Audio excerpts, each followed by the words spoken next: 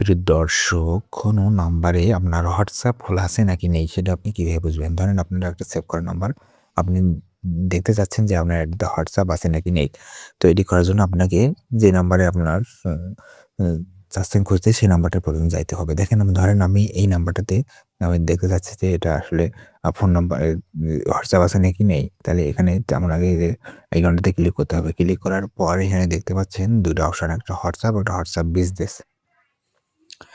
আপনি এখানে যে WhatsApp এর এই যে পাশে যে আইকনটা দেখতেছেন এখানে ক্লিক করবেন। এখানে ক্লিক করলে পরে এখানে আ দেখেন আমার এই ইন্টারফেসটাতে নিয়ে আসলো। হ্যাঁ? তার মানে আমার এই ফোনটাতে আ মানে এই নাম্বারে WhatsApp খোলা আছে। যদি না থাকতো তাহলে আচ্ছা ওটা পরে দেখাচ্ছি। যদি না থাকে তাহলে সেক্ষেত্রে কি হবে?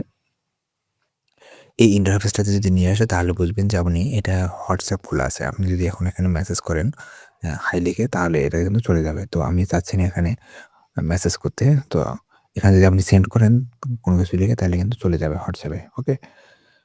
তো এভাবে মূলত আপনারা খুঁজে পাবেন WhatsApp। যদি কোনো নম্বরে WhatsApp খোলা না থাকে সেক্ষেত্রে কি হবে? সেক্ষেত্রে ধরেন আমার এই নাম্বারটাতে দেখি একটু টেস্ট করি। এখানে ক্লিক করলাম। ক্লিক করার পর দেখেন এখানে WhatsApp আছে। WhatsApp আছে। এখানে যদি আমি এই অ্যাকাউন্টটাতে ক্লিক করি তাহলে এখানে দেখেন এখানে দেখাচ্ছে যে সেন্ড ইনভাইট বাই এসএমএস। ওকে? অর্থাৎ সেন্ড এই নাম্বারটাতে আমাকে একটা এসএমএস সেন্ড করতে বলতেছে। অর্থাৎ এই নাম্বারটাতে কোনো WhatsApp খোলা নেই। এখন এই নাম্বারটাতে একটা এসএমএস সেন্ড করতে বলতেছে যে WhatsApp খোলানোর জন্য, এরকম একটা বিষয়। হ্যাঁ? তো আপনাকে যদি এরকম দেখায় যে নাম্বার সেন্ড করতে বলে বা এসএমএস সেন্ড করতে বলে তাহলে বুঝবেন যে ওখানে কোনো WhatsApp খোলা নাই ওই নাম্বারে।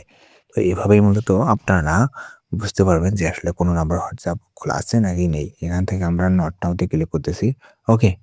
তো এইভাবে আপনারা বুঝতে পারবেন কোন নাম্বারে WhatsApp খোলা আছে নাকি নেই।